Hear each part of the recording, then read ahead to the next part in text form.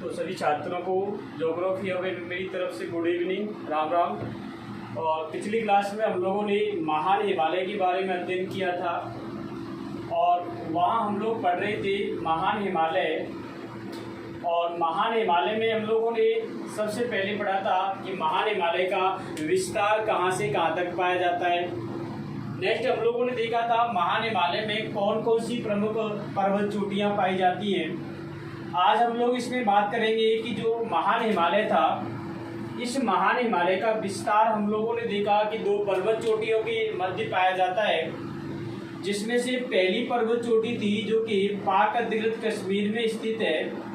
और इस पर्वत चोटी का नाम क्या था? तो इसका नाम था नंगा पर्वत। और ये कहाँ पर है? तो ये पीओके जम्मू कश्मीर के अंतर्गत है। यहाँ से लेकर के और नामचा वरवा तक जो पर्वत श्रेणी विस्तृत है, इस पर्वत श्रेणी को हम लोग किस नाम से जानते हैं? तो ये पर्वत श्रेणी महान हिमालय के नाम से जाना जाता है।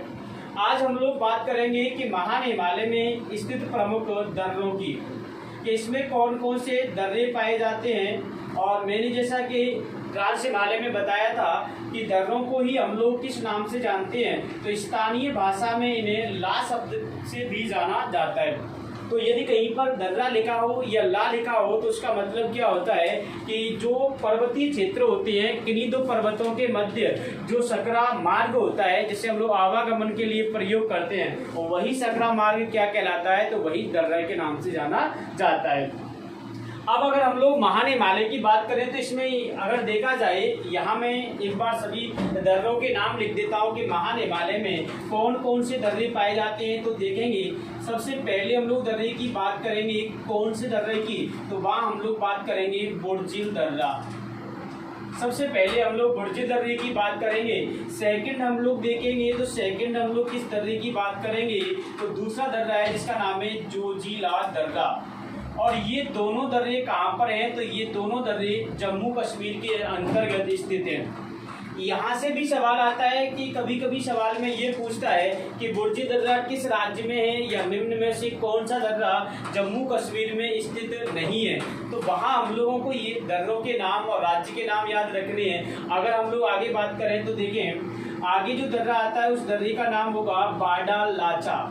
देखो बाडा लाचा दर्रा है और यहाँ इसको बाडा लाचा ला के नाम से जानते हैं। तो स्थानीय भाषा में दर्रे को ही क्या कहा जाता है? ला कहा जाता है। तो यदि किसी दर्रे के नाम के पीछे ला शब्द जुड़ा हो तो उसका मतलब भी क्या होगा? दर्रा होगा। बाडा लाचा ला कहाँ पर है? तो ये कहाँ पड़ेगा? हिमाचल प्रदेश के अंतर्गत। कहाँ पे होगा ये? तो ये दर्रा हिमाचल प्रदेश में है। इसके बाद हम लोग बात करें दर्रों की, तो तीन दर्रे आपको याद रखना है। एक दर्रा होगा माना दर्रा, दूसरा दर्रा होगा नीति दर्रा, और तीसरा दर्रा कौन सा है? तो तीसरा दर्रा होगा लिपू लेक दर्रा। तीनों के तीनों दर्रे महान हिमालय में स्थित हैं। और ये महान हिमालय में स्थित होने के कारण ये हम लोग बात करें तो ये राज्य में कौन से में है? तो सबसे पहले हम लोग जम्मू कश्मीर की बात कर रही, उसके बाद हिमाचल प्रदेश की, तीसरा हम लोग देखें तो ये तीनों दर्रे कौन से राज्य में है? उत्तराखंड में। तो यहाँ हम लोग इन दर्रों की बात करेंगे। इसके अलावा देखो और कौन कौन से दर्रे हैं। तो इसके अलावा हम लोग नेक्स्ट दर्रों की बात करेंगे। जैसे आप लोगों ने एक दर्रा पढ़ा होगा, काफी सारे क्वेश्चन आते हैं इस दर्रे से, और दर्रे का नाम कौन सा है? तो उसका नाम है नाथुला दर्रा। कौन सा दर्रा है? नाथुला दर्रा। और यही नाथुला के पास एक दर्रा और है, उस दर्रे का नाम क्या है? तो उसका नाम है मेरे प्यारे छात्रों जेलेपला दर्रा। और ये दोनों दर्रे कहाँ पर हैं? तो ये दोनों दर्रे सिक्किम के अंतर्गत हैं। ये कहाँ पर हैं? तो सिक्किम के अंतर्गत है। अभी हम लोग इनकी डिटेल्स पढ़ेंगे कि ये दर्रे जो है वो किन किन क्षेत्रों को जोड़ने का कार्य करते हैं और किस दर्रे में कौन सी विशेष प्रकार की स्थलाकृतियाँ पाई जाती हैं। तो ये दोनों दर्रे नाथुला जेलेपला कौन से राज्य में हो जाएंगे? सिक्किम में। इसके अलावा और कौन सा दर्रा होगा? तो इसके अलावा हम लोग दर्रा पढ़ेंगे, जैसे आप लोगों ने पढ़ा होगा, दर्रे का नाम है बोमडीला। कौन सा दर्रा है? तो बोमडीला की बात करेंगे। और इसके अलावा लास्ट दर्रा पढ़ेंगे हम लोग, और लास्ट दर्रा कौन सा होगा? यांग यांग दर्रा। और ये दोनों दर्रे कहाँ पर हैं? तो ये दोनों दर्रे पढ़ेंगे हम लोग अरुणाचल प्रदेश। कहाँ पे पढ़ेंगे? तो ये दोनों दर्रे अरुणाचल प्रदेश में स्थित है। तो यहाँ पर हम लोगों को क्या पढ़ना है, ये सारी चीजें मैंने बताई थी कि आज हम लोग क्लास में दर्रों की बात करेंगे, महान हिमालय के दर्रे। तो महान हिमालय के दर्रों में सबसे पहले बुर्ज दर्रा कौन से राज्य में होगा, तो यहाँ जम्मू कश्मीर में 2 दर्रे हैं, एक का नाम कौन सा होगा, बुर्जिल, दूसरे का नाम क्या होगा, जोजिला। हिमाचल प्रदेश में एक दर्रा है जिसका नाम क्या है, बाड़ालाचा दर्रा। उत्तराखंड के अंतर्गत दर्रे कितने हैं, तो 3 दर्रे हैं, माना, नीति और लिपुलेख। आपको याद रखने के लिए हम लोग अभी देखेंगे कि इनको याद कैसे रख सकते हैं, तो वहां पर भी बात करेंगे। इसके बाद देखेंगे सिक्किम के अंतर्गत नाथुला और जेलीपला दोनों दर्रे की बात करेंगे, क्योंकि ये दोनों दर्रे भारत के लिए व्यापार की दृष्टि से बहुत ही अहम योगदान रखते हैं, नाथुला और जेलीपला। और लास्ट में हम लोग बात करेंगे बोमडीला और यांगयांग दर्रे की, और ये दोनों दर्रे कहाँ पर हैं, अरुणाचल प्रदेश में। तो अब हम लोग इन दर्रों की बात करेंगे, उससे पहले आप लोग एक बार इनका स्क्रीनशॉट ले लो या लिख सकते हैं, तो फिर हम लोग एक एक करके इसकी बात करते हैं। तो अब हम लोग नेक्स्ट देखेंगे राज्य बाई राज्य दर्रों की बात करते हैं कि कौन सा दर्रा कौन से राज्य में था। तो आप सभी लोगों ने शायद बेहतर तरीके से इनको याद भी कर लिया होगा। साथ ही साथ मैंने फिर भी कहा था कि देखो सब्जेक्ट जो होती है उसका सिलेबस बहुत बड़ा होता है, सवाल उससे बहुत कम आते हैं, लेकिन आपने देखा होगा कि एग्जामिनर कोशिश ये करता है कि एक सवाल में 4 सवाल पूछता है, और एक सवाल में 4 सवाल पूछने वाले टॉपिकों में से एक टॉपिक ये भी होता है हिमालय के दर्रे। जैसे आपसे सवाल पूछेगा कि निम्न को सुमेलित कीजिए, सवाल क्या पूछेगा, तो सवाल पूछेगा निम्न को सुमेलित कीजिए। अब आप लोग इसको एग्जाम की दृष्टि से देखेंगे तो आपको ये लगेगा कि ये सवाल एक है, लेकिन इस सवाल के अंतर्गत वो 4 सवाल के आपसे आंसर ले लेता है। कैसे लेगा, देखो एक तरफ वो दे देगा दर्रे और एक तरफ लिख देगा राज्य, और यहाँ पर आपको 4 ऑप्शन दिए होंगे, यानी कि 4 दर्रे दे रखे होंगे और इधर में 4 राज्यों के नाम देगा, और आपसे क्या पूछेगा कि सुमेलित कीजिए। अब आपको उन 4 दर्रों के बारे में पता होगा या 4 राज्यों के बारे में, जैसे मैं लिख भी देता हूँ यहाँ पर। जैसे कि हम लोग बात करें कि पहला दर्रा आपको देगा जेलीपला दर्रा, कौन सा है, तो जेलीपला दर्रा देगा। दूसरा दर्रा ये क्या दे सकता है, अगला दर्रा देगा जैसे रोहतांग दर्रा। अगला दर्रा क्या देगा, तो अगला दर्रा देगा जैसे दीपू दर्रा।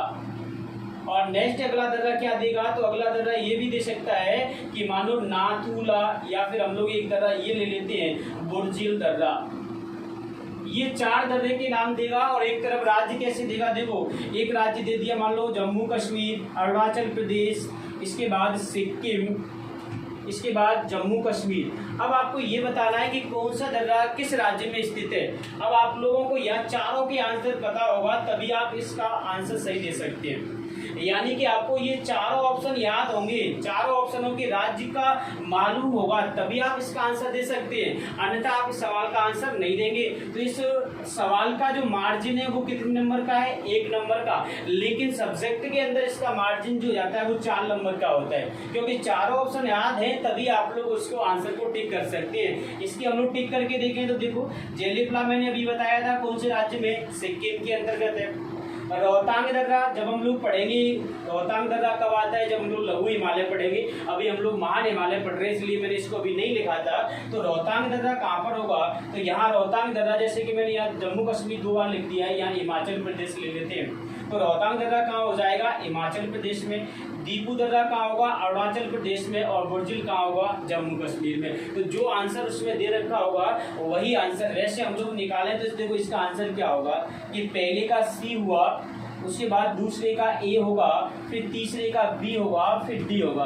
तो सी ए बी डी जिस ऑप्शन में होगा वह ऑप्शन हमारा क्या होगा, सही होगा। तो इस तरीके से सवाल आता है। यहाँ से दर्रे से सवाल कैसे आता है तो ये भी मैंने आपको बता दिया। अब हम लोग देखो आगे बढ़ते हैं, और आगे हम लोग बात करेंगे जो भी हम लोगों ने दर्रे लिखे थे उन दर्रों की, कि वह दर्रे किन किन क्षेत्रों को आपस में जोड़ने का कार्य करते हैं।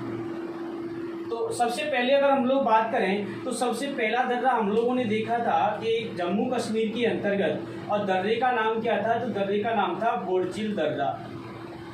देखेंगे इधर बुर्जिल दर्रा। सबसे पहले हम लोगों ने बात करते हैं कि ये राज्य में कौन से में है। तो आप लोगों ने जैसा कि बताया कि ये राज्य कौन सा है, तो ये कौन से राज्य में है, तो यहाँ राज्य नहीं है, वर्तमान में ये केंद्र शासित प्रदेश है जम्मू कश्मीर। तो ये जम्मू कश्मीर केंद्र शासित प्रदेश में स्थित है बुर्जिल दर्रा। अब देखो ये दर्रा जोड़ेगा किसको, तो आंसर हम लोग देंगे कि ये दर्रा या तो जम्मू कश्मीर लिख सकते हैं, और यदि जम्मू कश्मीर नहीं लिख सकते तो डायरेक्ट भारत भी लिख सकते हैं कि ये भारत को, और किससे जोड़ेगा, तो आंसर देंगे कि ये भारत को मध्य एशिया से जोड़ने का कार्य करता है। अब मध्य एशिया शब्द आ गया, तो मध्य एशिया कहाँ पर है, तो मध्य एशिया जैसे कि हम लोग पढ़ते हैं तजाकिस्तान, उज्बेकिस्तान, किर्गिस्तान, ईरान, ये सभी देश जो है वो मध्य एशिया में होते हैं।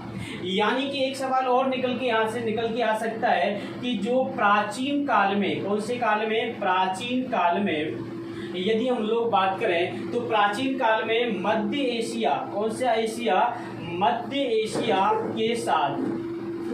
एशिया के साथ जो व्यापार होता था वह व्यापार किसके द्वारा होता था, तो वह आंसर होगा बुर्जिल दर्रे के साथ। और इस बुर्जिल दर्रे पर क्या आंसर होगा, तो और भी हम लोग इस पर देखेंगे और ये क्या सवाल बना के दे सकता है बुर्जिल दर्रा।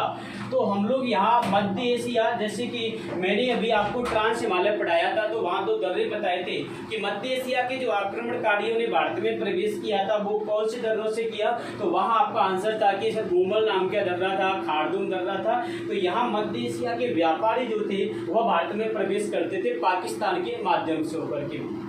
नेक्स्ट अगर हम लोग दर्रे की बात करें तो नेक्स्ट दर्रा कौन सा होगा, तो नेक्स्ट दर्रे का नाम है जोजिला। कौन सा दर्रा होगा, तो नेक्स्ट होगा जोजिला दर्रा। देखो जोजिला दर्रा भी कौन से राज्य में, तो ये भी जम्मू कश्मीर में। कौन से राज्य में होगा, जम्मू कश्मीर में। ये दर्रा क्यों इंपॉर्टेंस रखता है, तो देखो ये दर्रे की हम लोग बात करें तो इस दर्रे से होकर के सिंधु नदी कौन सी है, तो सिंधु नदी प्रवाहित होती है कौन से दर्रे से, तो आंसर होगा जोजिला। इसके बाद इस जोजिला दर्रे से होकर के एक राष्ट्रीय राजमार्ग है, नेशनल हाईवे है, और वो नेशनल हाईवे कौन सा है, तो नेशनल हाईवे 1 का डी ये गुजरता है, और ये किसको किससे जोड़ता है, तो आंसर होगा श्रीनगर से लेह राजमार्ग किससे होकर के गुजरता है, तो ये राजमार्ग जोजिला दर्रे से होकर के गुजरता है। साथ ही साथ आपको याद रखना है NH1 का डी जब परिवहन पढ़ेंगे वहाँ देखेंगे ये भारत का सबसे ऊंचा राष्ट्रीय राजमार्ग है। और इसके बाद हम लोग देखें तो जोजिला दर्रा जो है ये जोजिला दर्रे में ही स्थित है कश्मीर की घाटी। कौन सी घाटी है, तो यहीं पर कश्मीर की घाटी स्थित है, और कश्मीर की घाटी जम्मू को लद्दाख से अलग करने का कार्य करती है। तो ये दोनों दर्रे जो थे बुर्जिल दर्रा और अगला कौन सा है जोजिला, दोनों दर्रे कौन से राज्य में हुए, तो दोनों दर्रे जम्मू कश्मीर में। नेक्स्ट हम लोग अगर बात करें तो तीसरा दर्रा जो था उस दर्रे का नाम क्या था, तो वहां हम लोग बात करें तो तीसरा दर्रा था बाडालाचा दर्रा। और ये दर्रा कहाँ पर है, तो ये दर्रा हिमाचल प्रदेश, कहाँ पर था, हिमाचल प्रदेश में। यदि हम लोग बात करें कि ये दर्रा कौन सा है, तो ये दर्रा है बाडालाचा दर्रा। और बाडालाचा जो है ये मैंने आपको जैसे पढ़ेंगे हम लोग जब भारत का अपवा तंत्र पढ़ेंगे तो वहाँ जब नदियाँ पढ़ेंगे तो वहाँ पर भी इसका जिक्र करेंगे कि बाडालाचा दर्रा हिमाचल प्रदेश में जो है इससे चिनाब नदी का क्या होता है, उद्गम होता है। कौन सी नदी का होगा, तो चिनाब नदी का उद्गम होता है। साथ ही साथ यदि हम लोग बात करें तो इसी बाडालाचा दर्रा जो है यह दर्रा एक शहर है हिमाचल प्रदेश का, और उस शहर का नाम है मंडी। और मंडी को किससे जोड़ेगा, तो लेह से जोड़ता है।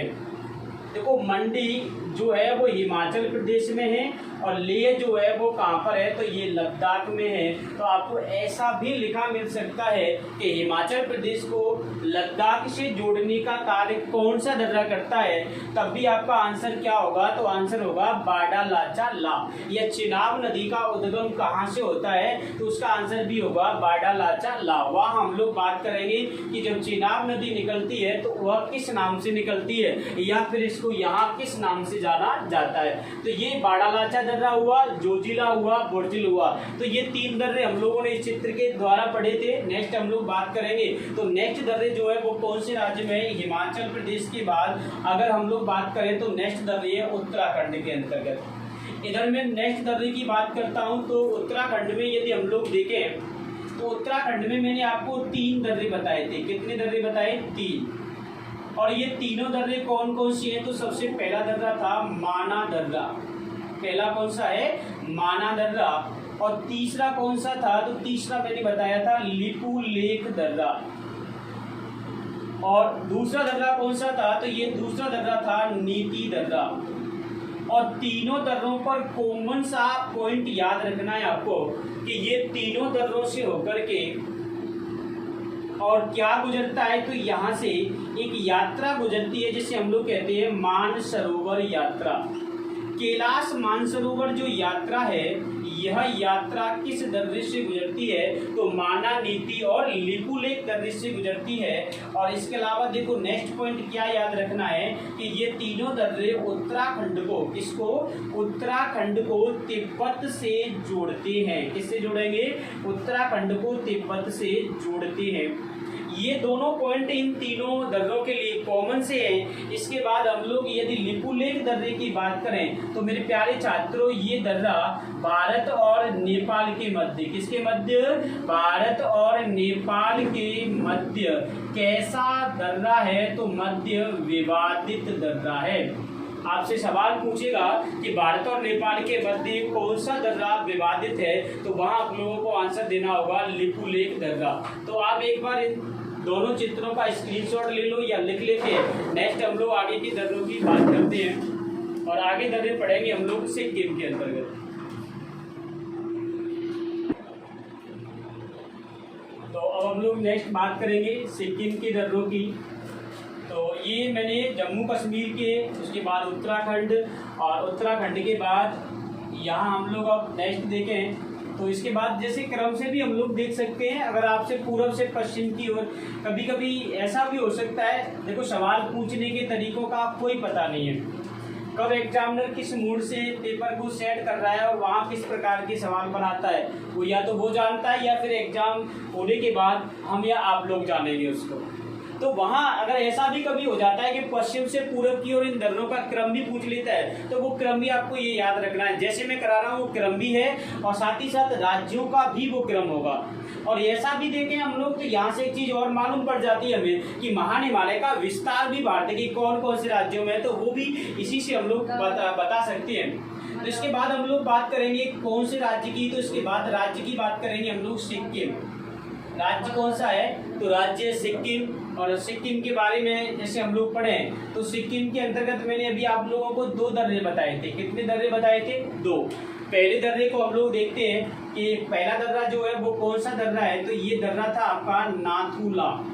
दर्रा कौन सा है, तो ये दर्रा है नाथुला दर्रा।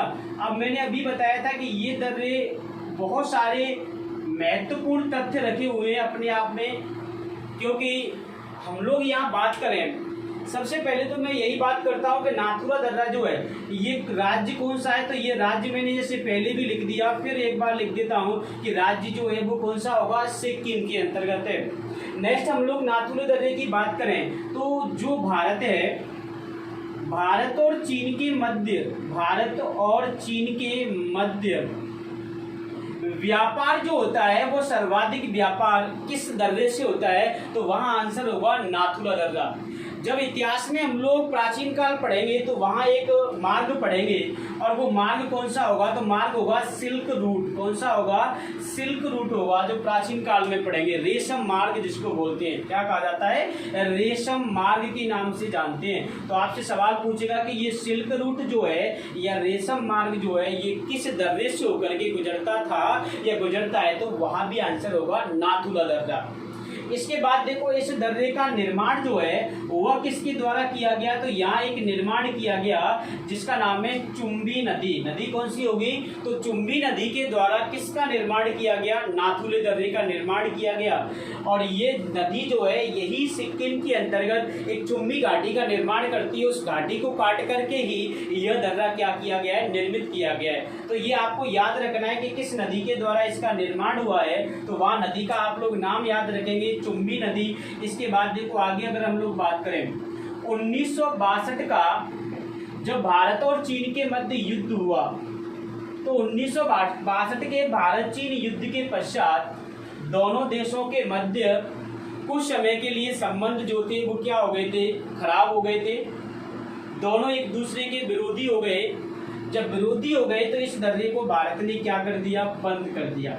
सवाल पूछेगा कि नाथुला दर्रे को बंद कब किया गया, तो आंसर होगा 1962 का भारत चीन युद्ध के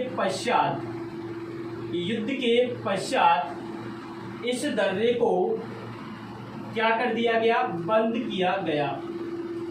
अब बंद कर दिया, साथ ही साथ एक पॉइंट मैंने ये शुरू में भी लिखाया कि भारत और चीन के मध्य व्यापार भी इसी से होता है, तो ये दोनों चीजें विरोधाभासी हो गई। अब व्यापार कहाँ से होगा, क्योंकि दोनों के मध्य पर्वतीय क्षेत्र है, तो बाद में सहमति बनाई गई और सहमति के आधार पर 2006 में या जून 2006 के अंतर्गत इसे पुनः खोल दिया गया। भाई व्यापार भी तो करना है, तो व्यापार करना है तो जून 2006 में जब भारत और चीन के मध्य जो संबंध थे उन संबंधों में एक दोस्तीपना आ गया था, दोस्ताना आ जाता है, तो उसके बाद विश्वास के आधार पर इस दर्रे से भारत फिर से क्या करने लग गया, व्यापार करने लग जाता है। तो नाथुला दर्रा जो है इसके बारे में आपको तथ्य याद रखना है कि ये दर्रा सिक्किम के अंतर्गत है, हिमालय से संबंधित महान हिमालय में है। भारत चीन के मध्य सर्वाधिक व्यापार किससे होता है, नाथुला दर्रे से। सिल्क रूट या रेशम मार्ग इतिहास में कहाँ से गुजरता था, तो ये भी नाथुला दर्रे से। किस नदी के द्वारा निर्माण किया गया है, चुंबी नदी के द्वारा। और 1962 के भारत चीन युद्ध के बाद किस दर्रे को बंद किया गया, आंसर होगा नाथुला दर्रा। और इसे पुनः कब खोला गया, तो जून 2006 में। तो ये सारे तथ्य जो होते हैं वो किस दर्रे के संबंध में है, तो नाथुला दर्रे से है। सेकंड अगर मैं दर्रे की बात करूं सिक्किम के अंतर्गत, तो सिक्किम में जो दूसरा दर्रा था वो कौन सा था, तो सिक्किम में दूसरा दर्रा जो था उसका नाम था जेलेपला। अब जेलेपला दर्रा देखो, जब सिक्किम के अंतर्गत दोनों दर्रे हैं, ये भी कहाँ पर है, तो ये भी सिक्किम के अंतर्गत है। और सिक्किम में तो यहाँ हम लोग थोड़ा सा इनका कंपैरिजन भी करेंगे कि नाथुला सिक्किम में क्या तुलनात्मक अध्ययन किया जा सकता है, क्योंकि दोनों की भौगोलिक क्षेत्र जो है वो एक जैसे हैं, एक ही राज्य में है, तो वहाँ क्या इन दोनों में आपस में समानता है या नहीं है, तो वो भी चीज़ों की हम लोग बात करेंगे। देखें जेलेपला, एक और चीज़ यहाँ में अगर आप जोड़ लें तो ये भी जोड़ सकते हैं कि यहाँ अगर आपसे ये पूछे कि नाथुला दर्रा किन दो शहरों को आपस में जोड़ता है, कभी कभी ये भी सवाल आ जाता है। तो देखो ये किसको जोड़ेगा, तो ये सिक्किम को, किसको जोड़ेगा, तो ये सिक्किम को। और किससे जोड़ता है, लहासा से जोड़ेगा। और लहासा जो है वो किसकी राजधानी है, तो ये तिब्बत की राजधानी है। तो सिक्किम को लहासा से क्या करेगा, जोड़ता है। तो लहासा किसकी राजधानी हो जाएगी, तो यहाँ अगर राजधानी से संबंधित सवाल आता है तो ये तिब्बत की होगी। तिब्बत किसका प्रांत है, तो वो किसका होगा, चीन का होगा। अब देखो जेलेपला दर्रा, जेलेपला दर्रा जो है ये भी कहाँ पर है, तो जैसा कि मैंने अभी बताया था कि ये दर्रा अभी सिक्किम में ही है। और जब ये सिक्किम में है तो ये सिक्किम को किससे जोड़ेगा, इसके बारे में भी देख लेते हैं। तो ये दर्रा सिक्किम को किससे जोड़ेगा, तो एक तो आंसर देना है कि ये सिक्किम को लहासा से, किससे जोड़ता है, लहासा से। और अगला क्या याद रखना है, तो अगला ये याद रखना है कि ये दर्रा सिक्किम को भूटान से भी जोड़ता है, सिक्किम को भूटान से भी जोड़ता है, दोनों से जोड़ेगा जेलेपला। ये केवल सिक्किम को लहासा से जोड़ता है, जबकि जेलेपला सिक्किम को लहासा से तथा सिक्किम को भूटान से, दोनों से जोड़ने का क्या करेगा, कार्य करेगा। दर्रा कौन सा है, जेलेपला। नाथुला दर्रे का निर्माण चुंबी नदी के द्वारा किया गया था, जबकि अगर हम लोग जेलेपला दर्रे की बात करें तो इसका निर्माण तिस्ता नदी या जेलेपला दर्रे से होकर के तिस्ता नदी जो है वो क्या होती है, गुजरती है। तो इसका निर्माण तिस्ता नदी के द्वारा काट करके किया गया है जेलेपला दर्रे का। और अगला तथ्य देखें तो हम लोग यहाँ बात करेंगे जेलेपला दर्रे में, तो आपको एक मंडी याद रखनी है। मंडी का नाम है कालिम्पोंग मंडी।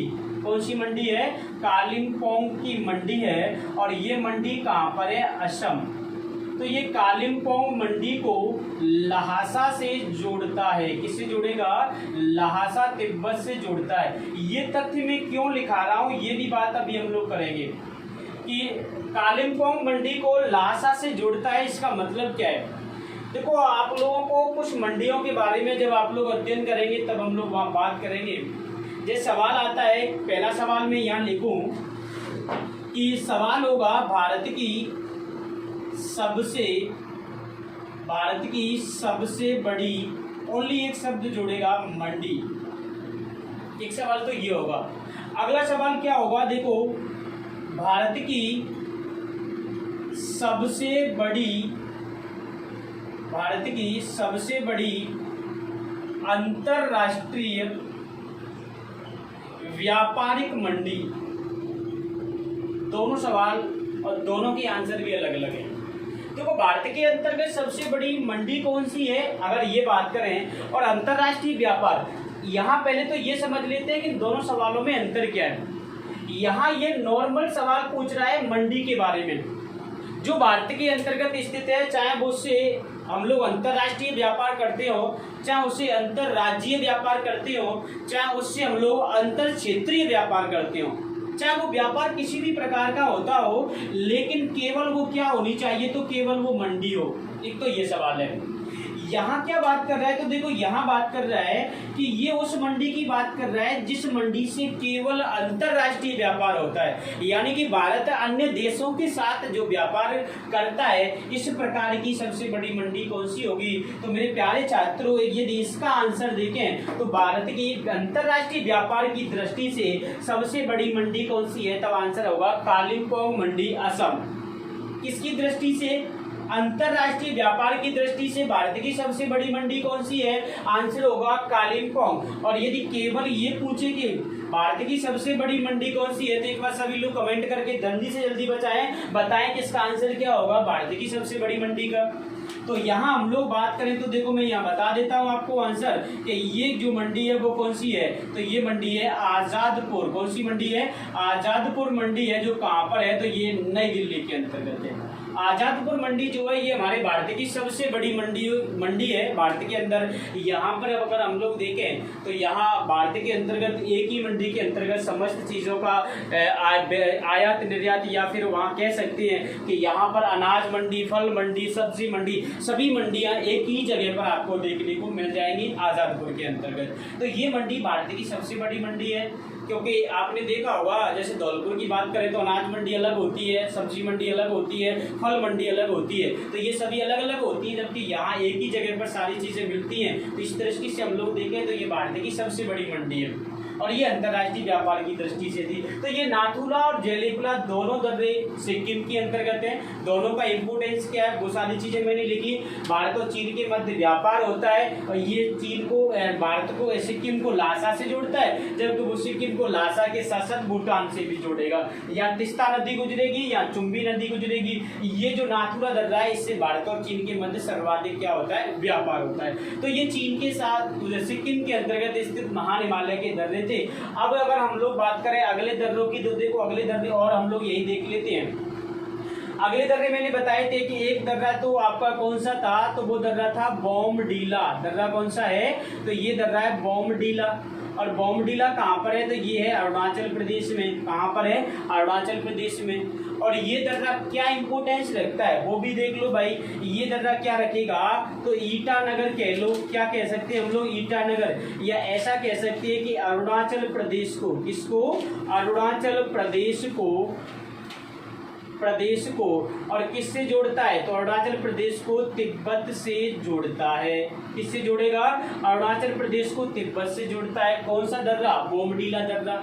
यहाँ से हम लोग कह सकते हैं कि अगर आपको अरुणाचल प्रदेश से तिब्बत जाना हो, अरुणाचल प्रदेश से अगर मान लो लासा जाना हो, तो आप लोग डायरेक्ट किससे निकल सकते हो, बोमडीला दर्रे से होकर के जा सकते हैं। इसके बाद मैंने लास्ट दर्रा बताया था आप लोगों को, और लास्ट दर्रा जो था वो अरुणाचल प्रदेश में ही कौन सा था, तो लास्ट दर्रा था अरुणाचल प्रदेश में जिसका नाम था यांग दर्रा। यहाँ मैं लिख देता हूँ और आप सभी को दिख भी रहा होगा कि ये दर्रा कौन सा है, यांग दर्रा। और यांग दर्रा मैंने लास्ट दर्रा बताया था कि ये भी कौन से राज्य में है, तो यहाँ भी आपको याद रखना है कि ये भी अरुणाचल प्रदेश में है। कहाँ पर है ये, तो ये भी अरुणाचल प्रदेश में। इस दर्रे का क्या इंपॉर्टेंस है यदि हम लोग बात करें तो देखो भाई, यांग दर्रे से एक तो आपको याद रखना है कि ब्रह्मपुत्र नदी कौन सी है, ब्रह्मपुत्र नदी भारत में क्या करेगी, प्रवेश करती है। तिब्बत से भारत में आकर के क्या करती है, प्रवेश करती है इस दर्रे से, यांग दर्रे से। इसलिए हम लोग इस दर्रे को पढ़ते हैं कि यांग दर्रा अरुणाचल प्रदेश में। तो ये सभी दर्रे हम लोग बात कर रहे थे महान हिमालय के अंतर्गत। तो सबसे पहले मैंने बताया थी जम्मू कश्मीर के 2 दर्रे, बोरचेल दर्रा और कौन सा था, आपकी आवाज नहीं आ रही है, पहले एक बार सभी लोग बोला करो ना, जिससे कि आप रिपीट करेंगे तो आपको जल्दी चीजें याद हो जाएंगी। जहाँ बैठे हैं वहीं पर आप लोग मुंह से जैसे कहते हैं ना, जब गाना गाते हैं तो आवाज़ नहीं निकलती है लेकिन गाना रिपीट होता है माइंड के अंदर, इसी तरीके से आप लोग सब्जेक्ट को पढ़ा करो।